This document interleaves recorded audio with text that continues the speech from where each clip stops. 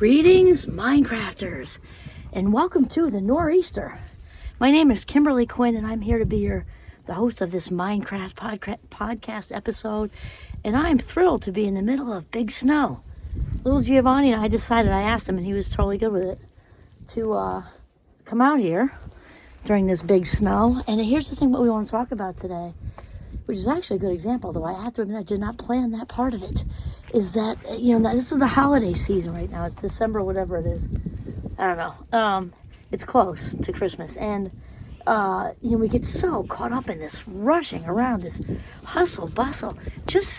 We have choice here. And it feels like it doesn't, because it feels like we're on this escalator that we never reach floor 3, or whatever it is. Like, it just keeps going, like this treadmill, and it just keeps picking up the pace. And it's because, well, obviously there's a lot to it, right? There's, the media and the marketing of family, which kind of gets me a little nauseous, to be truthful, and the marketing of what it means to be successful, which, of course, for those of us Minecrafters on the path to authenticity, our definition of success really doesn't involve any of that as far as material stuff and, cars and square footage and white picket fences and all that. Not that isn't all good. We want all that abundance in our lives, and we accept it. We very gratefully accept it all.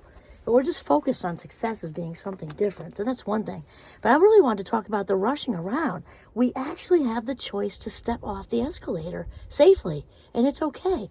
And think about it. Anything that feels like a chore for the holidays, other than the things that, when we're adults, there's certain things we have to do, right? Like take out the garbage and wash the dishes. But even that, we can do those things mindfully. I'll just take the dishes for an example, because when our dishwasher broke like 15 years ago, it took us, I think, 8 or 9 years to replace it, because my husband and I realized, believe it or not, how peaceful it was.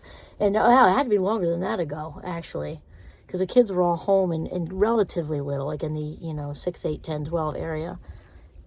6, 8, 10, I forgot one. 14. Would never forget my kids. I'm just thinking 4 versus 5. Okay, so, but in that area, like elementary, early middle school stuff, and so when we say time to do the dishes, vanish, right?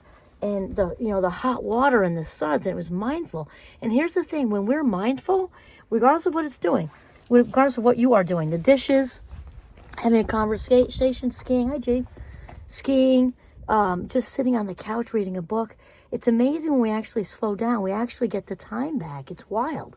The day slows down when we stop watching the clock and rushing around, when we're just actually in the moment doing a video in a Nor'easter, for example. Then you look at the clock and you're like, wow, had all this mindful. I just experienced my life. I was engaged in my life, and like 3 minutes went by. And actually, it's funny I just said that because I just looked up at the time. It was 3:08. Wow. See what I'm saying? Versus when we rush around like gerbils on crack, the time goes so fast and we're frenzied and our blood pressure's up and it's not enjoyable. And this life, as far as we know it, this is not a dress rehearsal that we're doing right now. This is the big game, right? So think about it. Think about it on your memorial stone. Do you want it to say, she got all her Christmas shopping done? Way to go. No. And it doesn't mean you have to be thoughtful and do your thing. It's about changing the mindset. If you're rushing on in traffic and road raging all over the place because you got a stoplight and TJ Maxx is about to close in 10 minutes, that is not a healthy situation. I'm just saying. And also, I know, and it's also we can change how we look at things. Wayne Dyer says that we change the way we look at things. The things we look at change. And it's okay to also change traditions, and it's okay to scale down. And I know I've shared on videos when kids were smaller. I fully admit I got caught up in that.